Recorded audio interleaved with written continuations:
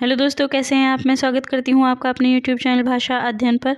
आज हम करने वाले हैं कालक्रम संबंधी टॉप 15 क्वेश्चंस, क्योंकि इस तरह के क्वेश्चन परीक्षा में बहुत पूछे जाते हैं नेट एग्जाम्स में। तो आज हम उन्हीं को प्रैक्टिस करने वाले हैं, जो कि संभावित और PYQ दोनों ही मिक्स किए हुए हैं मैंने तो। लेकिन अगर आप मेरे चैनल पर नए आए हैं तो मेरे चैनल को सबसे पहले सब्सक्राइब कर लीजिएगा और अपने दोस्तों के साथ इस वीडियो को शेयर कीजिएगा और वीडियो को लाइक जरूर कर दीजिएगा। तो चलिए शुरू करते हैं आज के क्वेश्चन। पहला क्वेश्चन देखते हैं। कालक्रम की दृष्टि से निम्नलिखित रचनाकारों का सही अनुक्रम क्या है।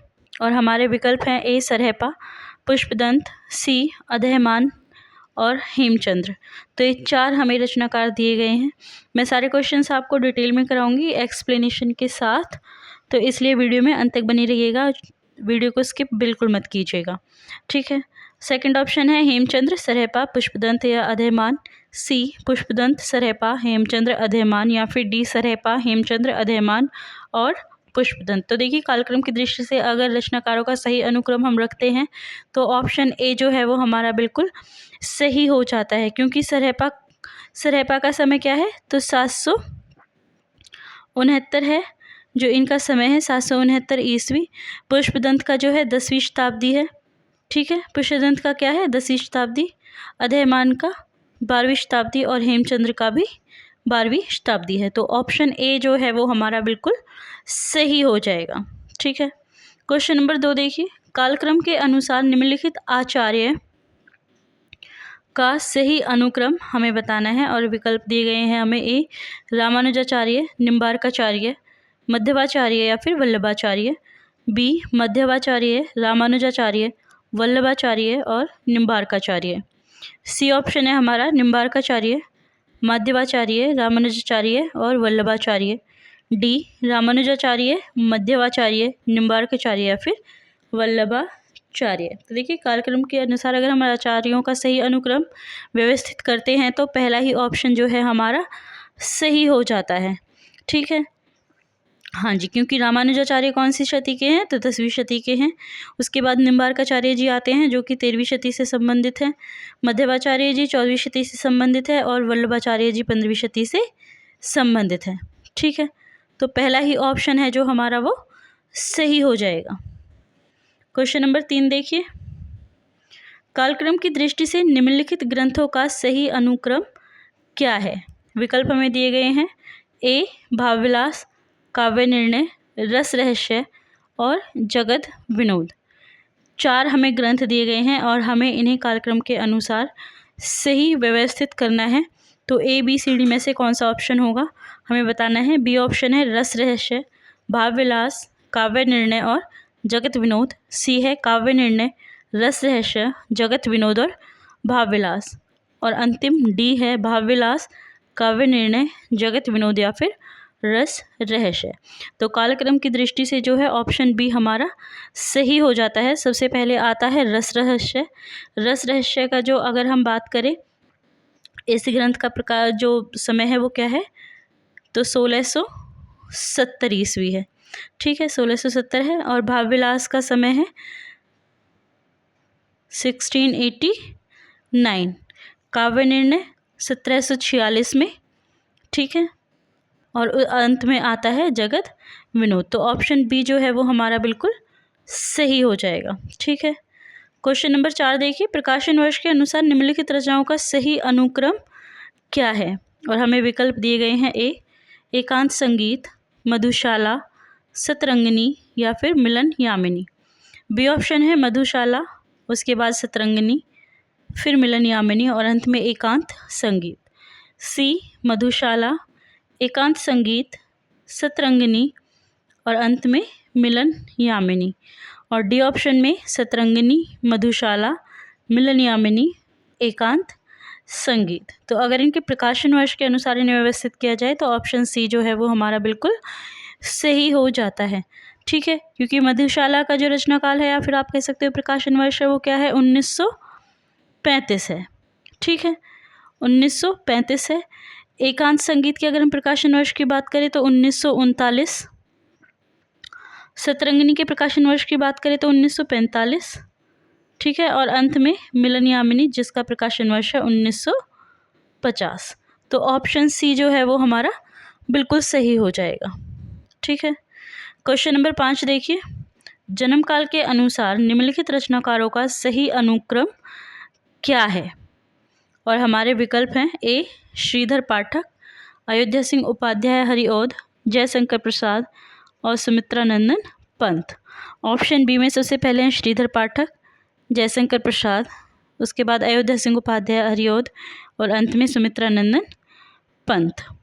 सी है अयोध्या सिंह उपाध्याय हरिऔध, श्रीधर पाठक, सुमित्रा नंदन पंत और जयशंकर प्रसाद। और अंतिम है अयोध्या सिंह उपाध्याय हरिऔध, श्रीधर पाठक, जयशंकर प्रसाद या फिर सुमित्रा नंदन पंत। तो आपको बताना है इनमें से कौन सा ऑप्शन जो है हमारा कालक्रम के अनुसार सही होगा। जन्म काल के अनुसार हमें इन्हें उचित क्रम में रखना है। तो देखिए पहला ही ऑप्शन जो है वो हमारा सही हो जाएगा। ठीक है। श्रीधर पाठक जी का जो जन्म काल है वो क्या है? श्रीधर पाठक जी का जो जन्म काल है, श्रीधर पाठक जी का जो जन्म काल है वो कितना है? तो श्रीधर पाठक जी 1859। उसके बाद आता है हरिऔध जी, हरिऔध जी का समय कितना है? 1865। ठीक है।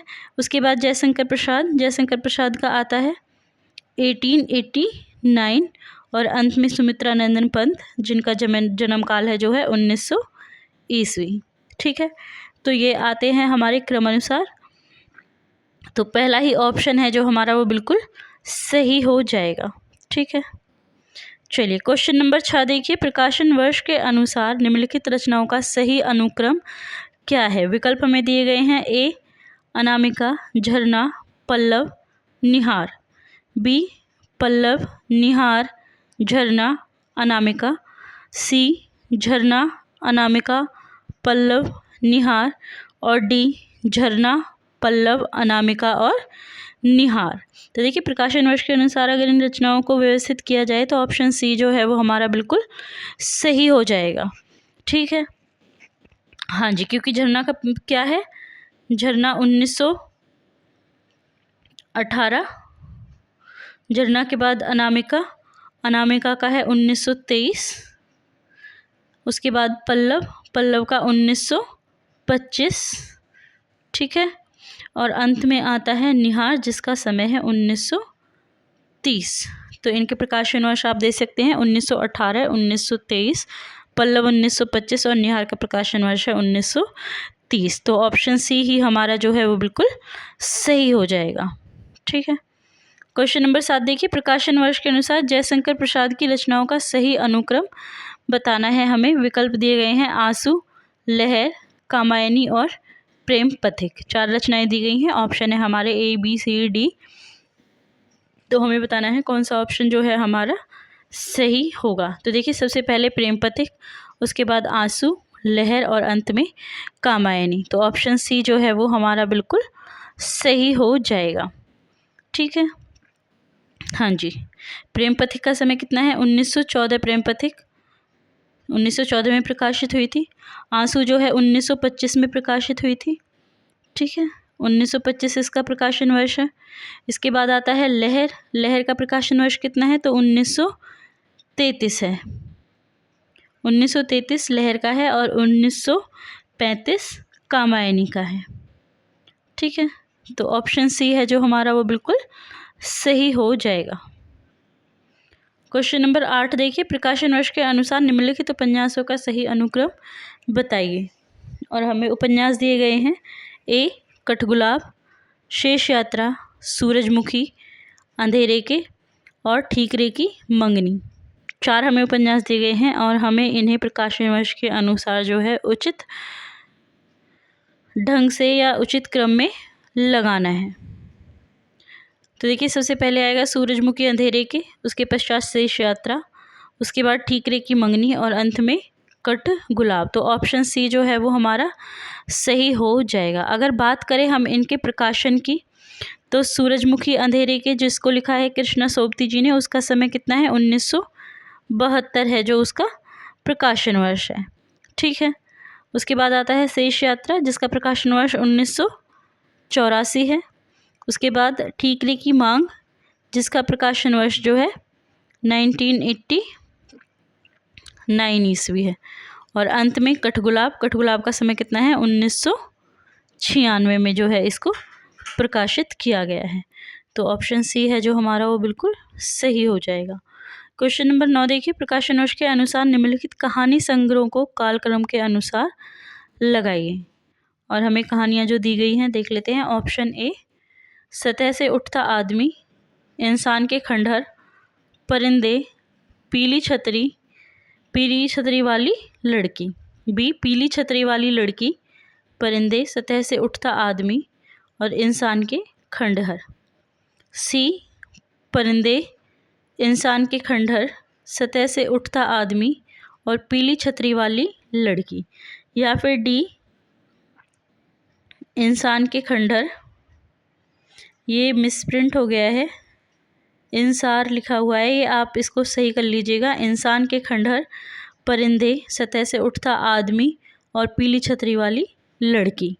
तो देखिए, अगर इसके प्रकाशन वर्ष के अनुसार लगाया जाए तो ऑप्शन डी है जो हमारा वो बिल्कुल सही हो जाता है। सबसे पहले आता है इंसान के खंडहर, जिसका प्रकाशन वर्ष है 1950। 1950 में इसको लिखा था और इसके कहानीकार कौन थे? मोहन राकेश। इसके बाद आता है परिंदे। परिंदे का प्रकाशन वर्ष क्या है? 1960। ये हमारे सिलेबस में भी लगी हुई है। इसको लिखा निर्मल वर्मा जी ने है। आपको पता होगा, लतिका की स्टोरी है इसमें, लतिका की कहानी है ये, ठीक है। आगे आता है सतह से उठता आदमी। सतह से उठते आदमी के अगर प्रकाशन वर्ष की बात की जाए तो इसका प्रकाशन वर्ष है 1971। और अंत में आती है पीली छतरी वाली लड़की। तो ऑप्शन डी है जो हमारा वो बिल्कुल सही हो जाएगा। क्वेश्चन नंबर 10 देखिए, प्रकाशन वर्ष के अनुसार विद्यानिवास मिश्र के निबंध संग्रह सही अनुक्रम में बताइए। और हमारे विकल्प हैं तमाल के झरोके, शेफाली झर रही है, शिरीष की याद आई और रथ यात्रा। बी है तमाल के झरोके से, शिरीष की याद आई, रथ यात्रा, शेफाली झर रही है, ठीक है। तो आपको बताना है इनमें से सही अनुक्रम कौन सा है प्रकाशन वर्ष के अनुसार। सी ऑप्शन है शेफाली झर रही है, रथ यात्रा, तमाल के झरोके से और शिरीष की याद आई। और डी है शिरीष की याद आई, तमाल के झरोके से और शेफाली झर रही है और अंत में रथ यात्रा। तो देखिए, अगर प्रकाशन वर्ष के अनुसार लगाया जाए इन निबंध संग्रहों को तो इसमें सबसे पहला ऑप्शन ही है जो हमारा सही हो जाता है, क्योंकि तमाल के झरोके का प्रकाशन वर्ष 1981 है, ठीक है, 1981। दूसरा है शेफाली झर रही है, जिसका प्रकाशन वर्ष है 1989। तीसरा है शिरीष की याद आई, 1995 में ये लिखा गया है। और इसके बाद रथ यात्रा, जिसको 2002 में लिखा गया है, ठीक है। तो पहला ही ऑप्शन है जो हमारा सही हो जाएगा। क्वेश्चन नंबर 11 देखिए, अंधा युग नाटक के अंक शीर्षक का सही अनुक्रम क्या है? ये अभी भी आया था, ठीक है। अक्सर ऐसा पूछा जाता है, जो नाटक हैं उनके शीर्षक अनुक्रम में पूछे जाते हैं, या फिर शीर्षक कौन सा इस का है, इस नाटक का कौन सा नहीं है, इस तरह से क्वेश्चंस पूछे जाते हैं। तो हमें इसमें अंधा युग नाटक के अंक शीर्षकों का सही अनुक्रम लगाना है। और हमारे ऑप्शंस दिए गए हैं, ए कौरवी नगरी, अश्वत्थामा का अर्धसत्य, पशु का उदय और गंधारी का श्राप। 4 हमें दिए गए हैं शीर्षक और हमें उन्हें सही क्रम में लगाना है। और option A, B, C, D हमारे पास हैं। तो बताइए कौन सा ऑप्शन होगा जो सही हो जाएगा। तो देखिए, जब अंधा नाटक युग शुरू होता है तो वो शुरू होता है कौरव नगरी से, ठीक है। उसके बाद पशु का उदय होता है, उसके बाद अश्वत्थामा का अर्धसत्य और अंत में गंधारी का श्राप आता है, ठीक है। तो सही क्रम ऑप्शन डी में जो है हमें दिया गया है, तो इसलिए हमारा आंसर हो जाएगा ऑप्शन डी। क्वेश्चन नंबर 4 देखिए, प्रकाशन वर्ष के अनुसार निम्नलिखित आत्मकथाओं का सही क्रम क्या है? और हमारे विकल्प हैं ए, आज के अतीत, सहचर है समय, टुकड़े टुकड़े दास्तान, क्या भूलूं क्या याद करूं। बी ऑप्शन है क्या भूलूं क्या याद करूं, टुकड़े टुकड़े दास्तान, सहचर है समय और आज के अतीत। सी है क्या भूलूं क्या याद करूं, आज के अतीत, सहचर है समय और टुकड़े टुकड़े दास्तान। डी है सहचर है समय, आज के अतीत, टुकड़े टुकड़े दास्तान। तो हमें इनका सही अनुक्रम लगाना है प्रकाशन वर्ष के अनुसार। तो देखिए इसमें जो बी ऑप्शन है वो बिल्कुल सही हो जाएगा। क्या भूलूं क्या याद करूं सबसे पहले आएगा। ठीक है, क्या भूलूं क्या याद करूं क्या है, एक आत्मकथा है। किसकी आत्मकथा है? हरिवंश राय बच्चन जी की, जो कि हमारे सिलेबस में भी लगी हुई है, नेट के सिलेबस में लगी हुई है।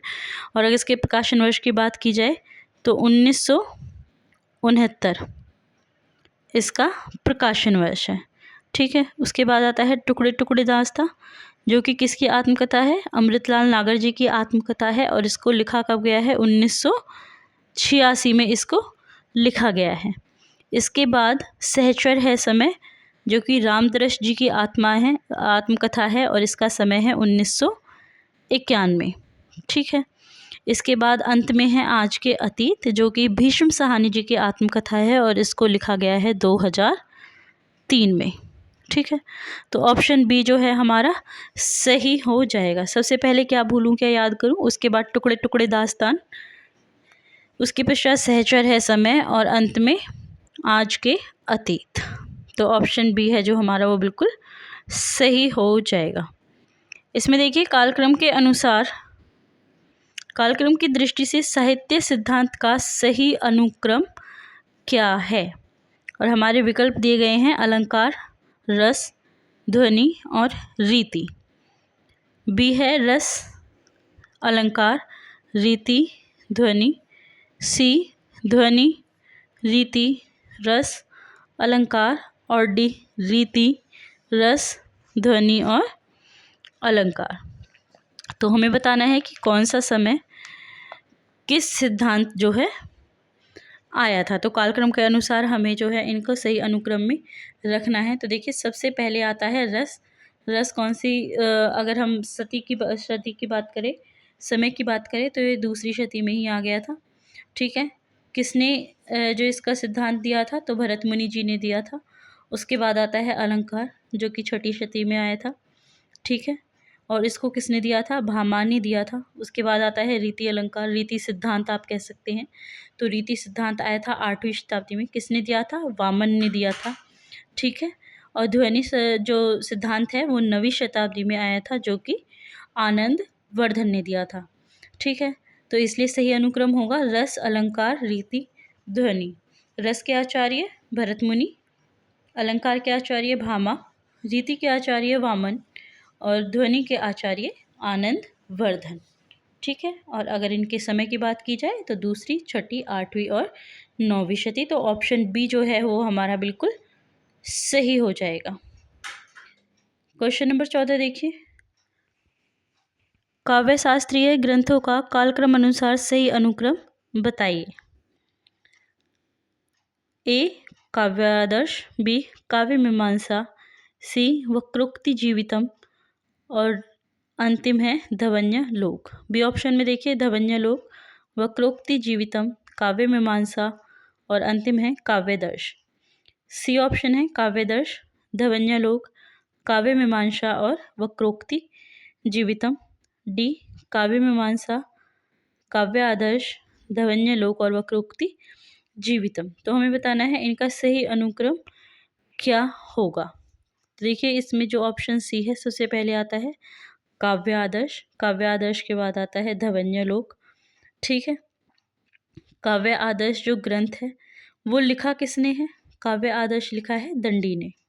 आपको ग्रंथकार के नाम भी याद रखने हैं। दंडी ने लिखा है। और कब लिखा गया है? तो ये लिखा गया है 7वीं शताब्दी में। दूसरा है धवन्य लोक। धवन्य लोक किसने लिखा है? अभी हमने ऊपर वाले क्वेश्चन में भी किया था, तो ये आनंद वर्धन का है। ठीक है, और कौन सी शताब्दी में था? 9वीं शताब्दी में। इसके बाद अगर बात करें हम काव्य मीमांसा की, तो काव्य मीमांसा 9वीं शताब्दी में है और राजशेखर के द्वारा लिखा गया ग्रंथ है। ठीक है, और अंतिम है वक्रोक्ति जीवितम, जिसको लिखा है कुंतक ने। और अगर हम इसकी बात करें समय की, तो इसका समय है 10वीं शताब्दी। ठीक है, तो काव्य आदर्श लिखा है दंडी ने, धवन्यालोक आनंदवर्धन ने, काव्य मीमांसा राजशेखर ने और वक्रोक्ति जीवितम कुंतक ने। और इसका समय 7, 9, 9, 10 है। ठीक है, तो ऑप्शन सी है जो हमारा वो बिल्कुल सही हो जाएगा। अब है जन्म वर्ष के अनुसार पाश्चात्य विचारों का सही अनुक्रम बताइए। और हमारे विकल्प हैं A I A Richards, B I A Richards, Oscar Wilde, Matthew Arnold और Samuel Taylor Coleridge. B option है Samuel Taylor Coleridge, Matthew Arnold, Oscar Wilde और I A Richards. C Matthew Arnold, Samuel Taylor Coleridge, Oscar Wilde और I A Richards. और D है Oscar Wilde, I A Richards, Samuel Taylor Coleridge और Matthew Arnold. ठीक है, तो अगर हम बात करें इनके जन्म वर्ष के अनुसार सही अनुक्रम में व्यवस्थित करने की, तो हमारा ऑप्शन हो जाता है बी, जो कि बिल्कुल सही है। ठीक है, सैमुअल और जो कॉलरिज हैं उनका समय क्या है, 1772 है जो उनका जन्म वर्ष है या फिर आप कहिए जन्म काल है। उसके बाद आता है मैथ्यू आर्नोल्ड जिनका 1822 है। उसके बाद ऑस्कर जिनका 1856 है समय, या फिर आप कह सकते हैं जन्म वर्ष। और अंत में आई ए रिचर्ड्स जिनका जन्म काल है 1893। ठीक है, तो ऑप्शन बी है जो हमारा बिल्कुल सही हो जाता है। ठीक है, आई होप आज के क्वेश्चंस आपको अच्छे लगे होंगे, आज की वीडियो पसंद आई होगी। और अगर आपको आज की वीडियो पसंद आई है तो चैनल को सब्सक्राइब और वीडियो को लाइक ज़रूर कर दीजिएगा और अपने दोस्तों को भी साथ शेयर कीजिएगा।